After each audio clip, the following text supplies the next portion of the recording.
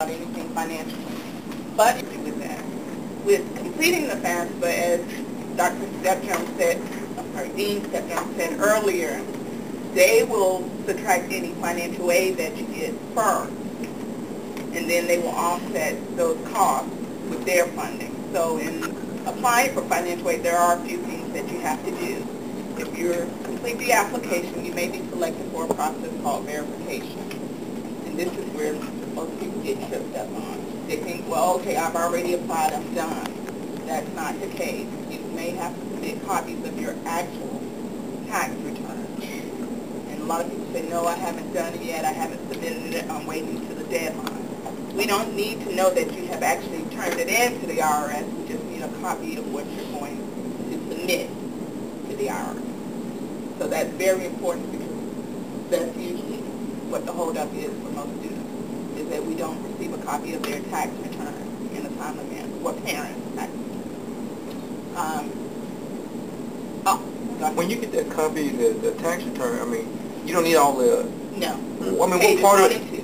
2. Okay. Some schools may ask for the entire tax return. For us, we only need pages 1 and 2. And it has to be signed, even though it's a copy, it needs to be signed saying that that's what you're going to turn in to the IRS. So you may wait till April 15th, but if you're going to turn that copy in, that's what we need. And as I was saying, once that's done and the student is awarded, because your students are so gifted, they may be offered a lot of money for financial aid. There is a cap. As you will find, every school has a cap as to how much financial aid you can receive, regardless of the source. So what we do is try to see what's most favorable for the student when we're making those adjustments, because there is a cap, unfortunately. Like I said, everything will be taken care of, but you may not have as much money in your pocket as you would like. So if you apply for financial aid, that means they give you some additional money on top of the teaching fellow. So it is possible to get a refund, but there is a cap.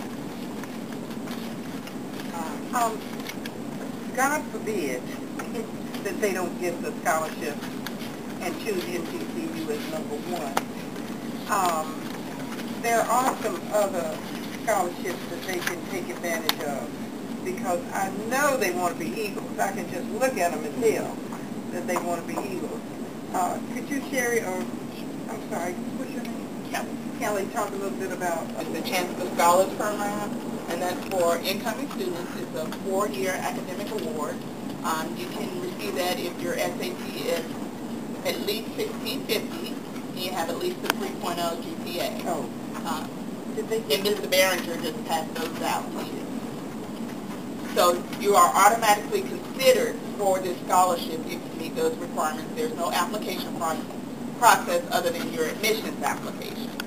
It's done on a first-come, first-served basis, and it's based on funding, so you are automatically considered. Even if you receive the Teaching Fellows Award, you can still possibly be... You can do both. You can do both. Right. But once again, there's a cap. It's not going to be double the money. It's just going to make sure that your bill is taken care of.